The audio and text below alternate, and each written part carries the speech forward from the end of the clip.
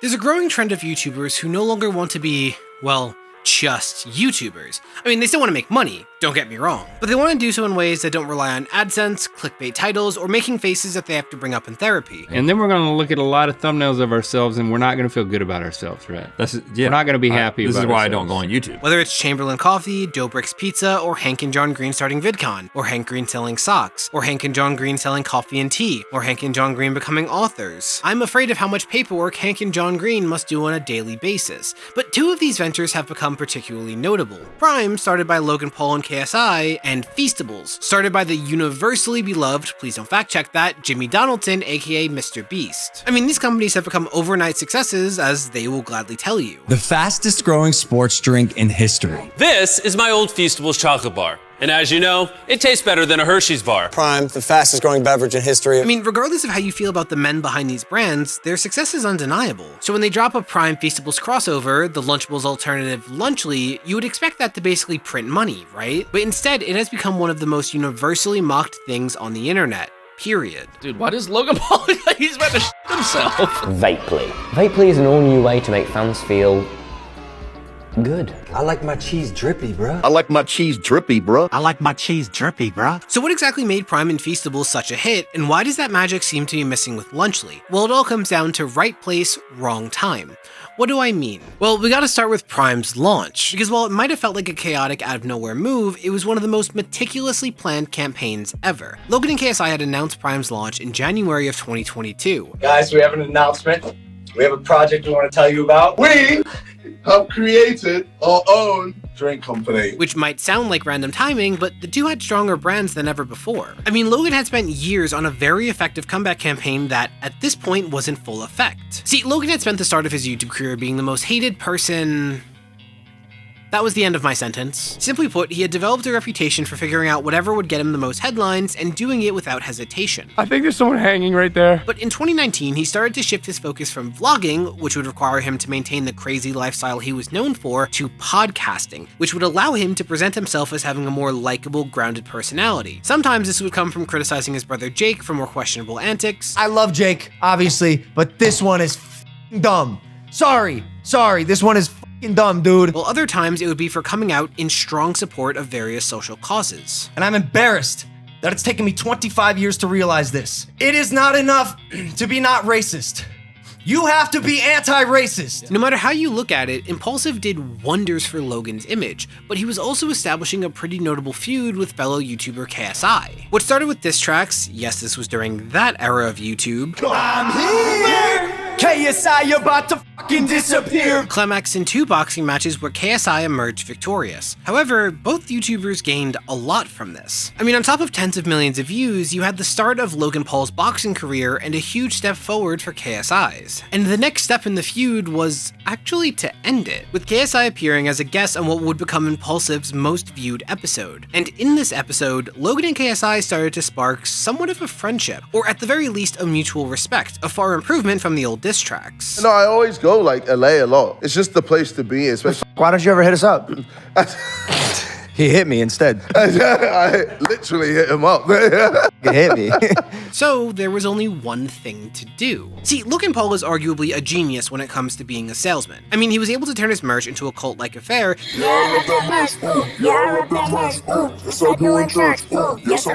and has consistently been able to make his products a symbol of status to kids. Like, as much flack as you could give him for literally anything else, it's hard to deny that, even without YouTube, this man probably would have been running the real-world LaRusso Auto. That's a good thing for those of you who don't watch karate soap operas. Anyway, so they decided to take years of their very public feud and retroactively turn all of it into free marketing, which finally brings us to Prime. But first, I want to thank today's sponsor, Scentbird. Look, if you're someone who likes to change things up, then Scentbird is for you. Scentbird is a fragrance subscription service that lets you choose a new designer fragrance to try out each month for just $17. Each fragrance comes with a 30-day supply so that you can actually try out the scent in your daily life before committing to a full bottle. And it's definitely a lot more than the samples you'd find at the store. Also, they come in convenient cases that make it easy to take them along for your day without having to worry about anything going off while stowed away. Scentbird lets you try out designer fragrances without the crazy price tags or commitment. assortment. Think Prada, Gucci, Versace, and even some indie brands you've probably never heard of. Scentbird is perfect for anyone that's indecisive about their scent or just wants to keep their options open. They offer colognes, perfumes, and a ton of unisex options, so there's something for everyone. And Scentbird actually let me try out their Burberry for Men, Skylar Vanilla Sky, and English Laundry Royal Forest scents. I chose them because I tend to prefer something that's a bit more earthy without being overpowering, and honestly I really enjoyed all three. They each come with their own notes that make them stand out from each other without being too much. And Scentbird has a great deal for you. Just use the code JimmyRobbins to get 55% off your first month. That's just about $8 to try out any designer fragrance of your choice. Just hit the link in the description, use the code, and start exploring your new fragrance lineup with Scentbird. It's a great way to switch things up while supporting the channel. Thanks to Scentbird for helping keep the lights on. Now back to the video. Starting a lifestyle drink with KSI, my once rival. Yeah, they announced that they were coming together to launch a competitor to the likes of Gatorade and Powerade. And Prime quickly stood out thanks to its focus on being a healthier alternative, boasting more electrolytes than any competitor, fewer calories, but with a sweeter taste. Do you mind doing a taste test for me? Yeah. Gatorade, Blue Raspberry, Prime. All right, let's do it. It's like flat. There's more like flavor and I can't even describe it. This one's honestly better. And to put it simply, this was the perfect time for both of them. Logan, for the first time, was actually pretty well liked. I mean, people went from wanting him banned from YouTube to applauding him for learning and growing from his past mistakes. And KSI had a similar trajectory. While he did have some controversies in his earlier days, he had spent the recent years making a name for himself as an up-and-coming musician and boxer. So both creators were more famous than ever. They were both more liked than ever, and the sudden shift from enemies to partners would ensure that word of mouth did its thing. So in short, the plan was for Logan and KSI to use their fame to give Prime an explosive start, so that even if their individual relevance died down, Prime could go on to be bigger than either of the two. Basically, enough people would be exposed to Prime that they would be buying it without realizing it was owned by two YouTubers. And Prime has been incredibly successful, to the point that it got its own Super Bowl ad. And most criticisms that Prime faced, it has managed to overcome, seeming to win almost every lawsuit that comes their way. We're not going to settle because your claims are bullshit. And in addition to the Forever Chemicals lawsuit being dropped, so did the caffeine one. Where plaintiffs said there was like a crazy amount of caffeine. That one also got dismissed. Though the main issue in 2024 is that claim I mentioned before, where Prime promotes itself as a sports drink with more electrolytes and fewer calories than any competitor, but with a sweeter taste. Gatorade has 36 grams of sugar in it as opposed to Prime's 2 grams. That is a lot of sugar compared to not a lot of sugar. Gatorade has 140 calories. Look at that. Prime only has 25. We're both electrolyte drinks. Gatorade has 350 milligrams of electrolytes and a bigger bottle, yet Prime doubles it with 825 milligrams of electrolytes. Honestly, there's no comparison. And if you think about it, that's kind of surprising, right? Like, how did these two manage to crack a code that all of these companies couldn't? Yeah, here's Logan's marketing knowledge at work. They gloss over the fact that Prime doesn't actually have the electrolytes that you need during high-intensity activity. More specifically, the body mainly loses sodium, salt, while sweating. Hence why other sports drinks, especially sugar-free ones, manage to taste salty. They're making sure to replace the lost sodium, but you can't really add salt without making the taste salty, right? But Prime loads up on potassium, which is much less important to a sweating body, but affects taste much less. In your sweat, you lose sodium to potassium at a ratio of 3.5 to 1. But with Prime, you're giving your body 0.014 milligrams of sodium to 1 milligram of potassium. So they're criticized quite a bit for that, but while it's misleading, it's not actually illegal, right? I mean, potassium is as much of an electrolyte as sodium, and there's nothing more American than preying on the uninformed consumer, right? But Prime is only half of the equation that is Lunchly. See, in the same month, January 2022, MrBeast announced the launch of his chocolate bar company, Feastables. I want to tell you guys about my new snack company, Feastables, which is launching with 3 flavors: original, almond, and crunch. And his approach here was way more simple. Jimmy was at this point a beloved creator who was on track to be the biggest YouTuber ever. Only problem was, Jimmy was becoming too big. Like, too big to be able to rely on sponsorships. The amount of money people are willing to pay has stalled, even though the views are skyrocketing. Like, yeah, it's getting makes more and more sense for me to just build companies that I own because, I know, if I promote something that it converts and it actually leads to real sales. And so ideally one day I don't have to do brand deals anymore. Yeah, Feastables quickly became huge, largely thanks to Jimmy falling back on what had served him so well on YouTube. See, Jimmy at this point had made a name for himself as the guy who gives away money, so giveaways became an integral part of Feastables marketing. I feel like Feastables is 70% a chocolate company and 30% a lottery targeting children. And this higher up person at MrBeast said it was probably closer to the other way around and was laughing about it. Like 70% of lottery, 30% of chocolate company. Though this did come with some controversy, as one of these giveaways involved fans cleaning up Feastable displays on store shelves for a chance at winning $5,000. But kids started to see this as an invitation to mess up competing displays, and people started calling this unpaid child labor, so that one was quickly stopped. But on the whole, there was some overlap between Feastable's plan with Prime's: have an explosive launch, use the free promotion of being owned by a YouTuber, and eventually grow to be even bigger than its origin. Hell, Feastables even went for the whole overstating health benefits play, with the company basing much of its initial promotion on being healthier than their main competitor Hershey's. Though, once their formula changed, they didn't exactly clarify that it was actually more unhealthy per bar. Now in 2024, MrBeast changed the formula again to where it has mostly the same ingredients as Hershey's and even more sugar and more calories per bar. And this initial ad for Feastables where he calls it healthy is still getting millions of views a month. Whoops. Also, while Logan and KSI seem to have taken great measures to separate Prime's branding from their own, the MrBeast branding has been a staple of Feastable's packaging, which in fairness makes sense. I mean, Jimmy's reputation has been nowhere near as bad as Logan's and KSI's, so it makes sense if Jimmy was aiming to make the brand of MrBeast something like YouTube's version of Disney. So by 2024, there were 2 food brands with major momentum owned by 3 YouTubers who happen to be friends. So it makes perfect sense to strike while the iron is hot and combine the 2 products, right? See, on September 16th, 2024, the trio announced that they would be coming together to make Lunchly. Ladies and gentlemen, we'd like to introduce you to Lunchly. Yes, a competitor to Lunchables. But in the wake of this announcement, they were annihilated. Motherfuckers are mad about nachos? The f is going on here, bro? He started it! I just released the product. This product came at me! Am I not allowed to respond on you? But why?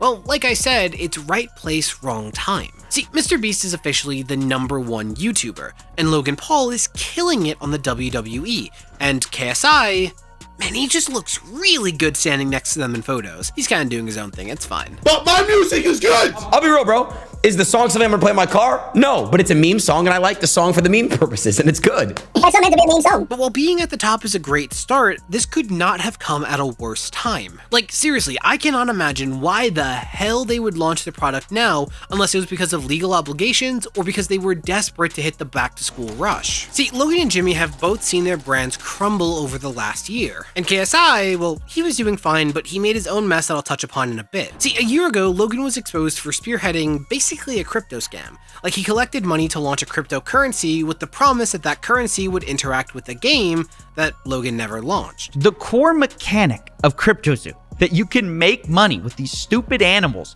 didn't even work on launch day, and still, to this day, a year later, still does not work. And this led to millions in damages. It wasn't a joke. These are the estimated damages in CryptoZoo, $18.5 million, which comes from a combination of ZooCoin and NFT sales. Now, in a rare move for Logan, he kind of panicked. I mean, this threatened to undo years of work fixing his image. So at first, he puffed out his chest and threatened to sue CoffeeZilla for his investigation. CoffeeZilla, I now know your motives with this. Clout and money, good for you, but also you're slimy as and I'll see you in court. And then when that backfired, Logan, tail between his legs, thanked CoffeeZilla for his work, pledging to repay $1.3 million out of his own pocket. Thank you, CoffeeZilla. You have catalyzed this, and I am very grateful for your work and your investigation. And I mean that. Thank you, bro. And then, once the heat died down, Logan went right back to suing CoffeeZilla. Logan Paul is suing me for CryptoZoo, only a year after he thanked me for it. Rather than pay back his victims fully, Logan would rather publicly humiliate himself in court. Yeah, in my opinion, it seems that Logan was hoping that doing the bare minimum, because that 1.3 mil did not account for all of the damages, would be enough to make this whole thing blow over. I mean, it worked with the Japan incident. Make a PSA, have some slow-mo shots of Logan thinking, boom, he's back to bragging about gaining subscribers from parading around a dead body. What other YouTuber you know can take a 3-week break and still gain 1 million subscribers? But CoffeeZilla kept up the pressure on Logan, ensuring that this issue wouldn't just fade away until Logan made things right. So Logan just went right back to using his wealth to bully a smaller creator. But the bottom line is that Logan Paul filed this lawsuit because he wants to silence his main critic. And that's the very definition of a slap suit. So yeah, people don't like Logan right now, and he's become desperate to fix that. I mean, he even burned quite a few bridges in pursuit of this abridged comeback, editing conversations he had with several YouTubers during a MrBeast competition out of context. Also, I got to like squash a few beefs. You did? Yeah, like bro, him, Moist Critical, Matt Pat, they've all like made like a series of videos like talking mad. Like they're on that wave. In order to try and discredit their coverage of CryptoZoo right as he sued CoffeeZilla. To be clear, I wasn't talking He had done a scam with CryptoZoo. And he was very respectful, took full responsibility and accountability in person, so I was more than willing to be mature about this and talk to him as a human being. I don't see why in any circumstances this would be perceived as being two-faced. And again, this was filmed over a month ago when I wasn't privy to any new dog behavior from Logan. This lawsuit with CoffeeZilla is new.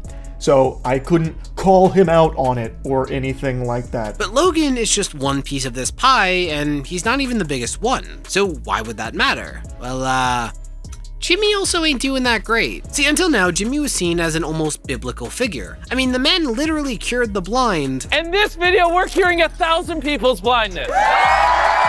It's gonna be crazy. And brought water to Africa. You just witnessed a small village in Kenya get access to unlimited clean drinking water in less than a second. And is mainly known for giving money to people who may need it. One of the things I plan on doing, the money is to put my farm 100% on solar power. My farm will be like a giant Tesla. That's the dream. That's what we're trying to do at the homestead. What's not to love, right? In fact, any criticism of MrBeast was always just dismissed out of hand. It was seen as nitpicking when you consider how much good he had accomplished with seemingly no drawbacks. But more recently, Dawson French, aka Dogpack404, released a series of videos talking about his findings as a former employee of MrBeast. Today I am alleging that the company rigged videos and did illegal lotteries and sold fake signatures. I would consider that fraud. This led to a ton of accusations coming out with varying degrees of legitimacy. But the most serious and most substantiated ones include Jimmy selling merchandise with forged autographs. Could you make it any more obvious? You know, you don't accidentally have someone else's signature as muscle memory. Jimmy hiring and protecting someone who pled guilty to inappropriate contact with a minor. Why would you wear a mask? Why would you conceal your face? It's like, what are you concealing?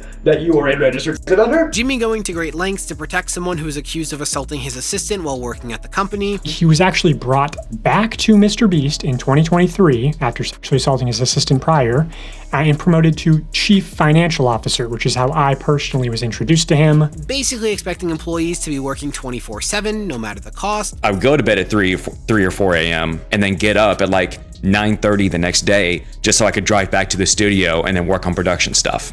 Wow. Every single day. Adderall was being passed around the company. There were higher up employees that were offering it to other employees just so they could work all night and edit videos all night. As well as, on at least 2 occasions, putting contestants' safety at risk while producing videos, with one of these instances being basically torture. I go, they're not turning the lights off. He goes, what?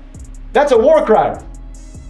We're not allowed to do that to terrorists. And I'm running until 3 a.m. Oh, the blisters I had on my feet were like, you wouldn't believe, just all over, just these big red, I couldn't walk. And separately, there have been a ton of accusations involving the production of Jimmy's new game show with Amazon. Him, Amazon, and other production companies affiliated with the Beast Games competition series, they're facing a lawsuit for poor working conditions. So now, yeah, people don't really like Jimmy all that much. And while his views have remained pretty good, yeah, YouTubers have been distancing themselves quickly. And he could probably continue to upload videos without ever replying and continue to get hundreds of millions of views, but I won't be able to support him. I won't support him in any way, shape, or form if that's what he does. And despite these accusations starting over 2 months ago, Jimmy hasn't replied to any of them. Like, at all. No acknowledgement whatsoever. So for Jimmy to be, for the first time, kind of hated by the internet, it's a weird choice to launch a new product now. I mean, Logan has at least been trying to fix his controversies, and at this point seems intent on just barreling on until people get over it. But in Jimmy's case, I mean, man, he hasn't even tried to do anything yet. And hey, being a YouTuber and trying to ignore controversy in the hopes that it goes away, that's a tried and true method, right?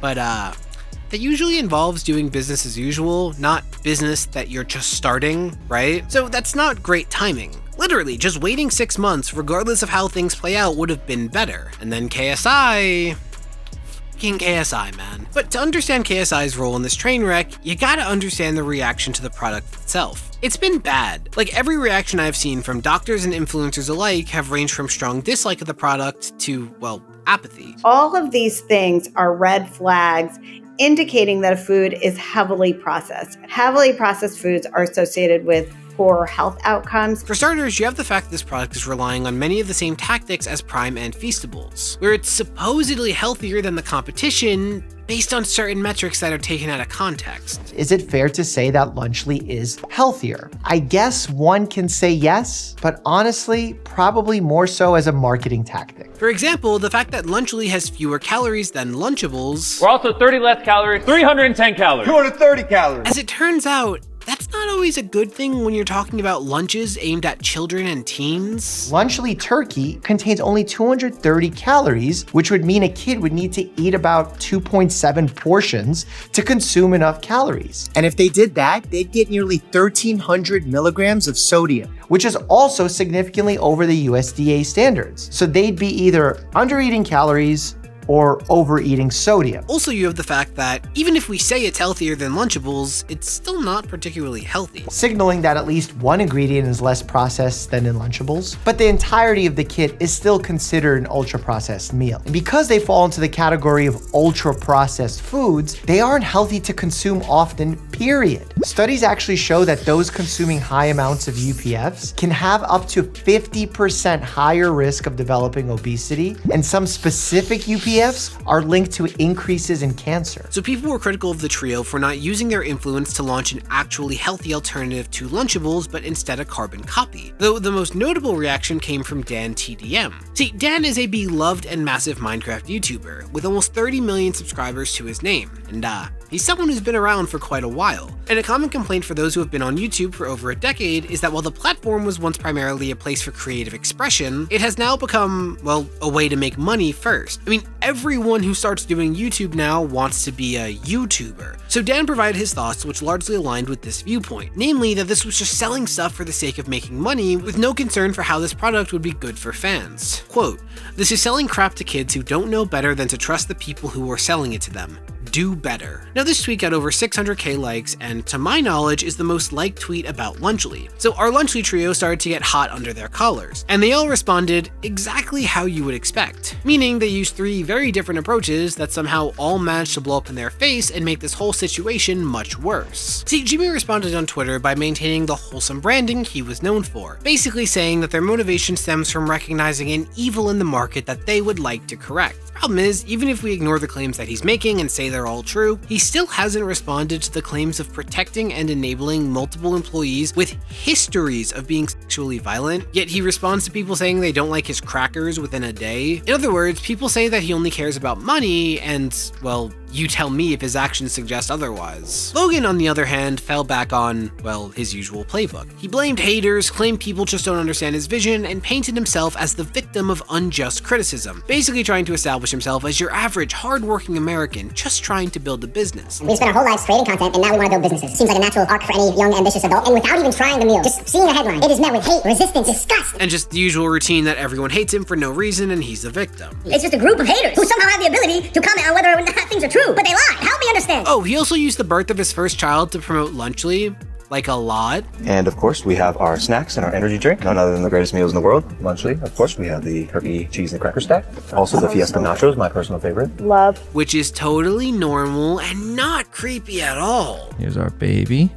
Brand new to the world. Here we go. Lunchly is now in stores. Yeah, let's move on to JJ. You see, KSI owes a lot of his success to conflict. Like, no hate, it's just objectively true. Like, this man's billion-dollar company stemmed from a beef with Jake Paul that turned into one with Logan Paul, which turned into a huge boxing event. Not to mention his feuds with Sky Does Minecraft, his own brother, his boxing opponents. I mean, the man knows that drama sells and has no issue with making said drama. So he took the free publicity feuds can provide and tried to apply that here. Except instead of responding to all of the criticism, KSI just focused on Dan, Remember Dan? You know Dan. Let's talk about Dan. KSI spent weeks and counting tweeting at Dan TDM, attacking Dan for selling toys in the past while ignoring the difference between merch and nutrition. Also, these were toys that KSI also sold. He also used Marquise Brown Lee launching a phone wallpaper app with a $50 annual subscription, yes, that really happened, as an excuse to call Dan a dumbass and basically tell people to not criticize YouTuber products, which is even funnier when you consider how Marquise himself had responded to the criticisms. Wyatt had a friggin' $50 price tier, and so appropriately, the entire internet was very disappointed, and that's 100% on me. And then KSI faked an apology that just linked to his really bad new song, which if that sounds like a weird stray, here are some of the actual lyrics. Always drama when I ring. See, I believe that if I see it in my heart, smash through the ceilings cause I'm reaching for the stars. I would say that sounds like it belongs in a Disney Channel original movie, but I don't have it in me to insult Corbin Bleu like that. He also said, thanks for the free promo, putty. DM me your bank details for the payment, LMAO. He also released multiple videos crying about this. When JJ decides to delete his credibility by picking a fight with an OG YouTuber over a lunchbox. He started it! It's reaching its point where it's not even funny for me anymore. It wasn't funny. It's not funny. And this was all because of just one tweet. Like, Dan has literally said nothing else in weeks about this. Like, KSI saw that he was being criticized, said, okay, I'll do what I always do and escalate this for clicks. But Dan didn't take the bait because some creators don't want to fight for a living.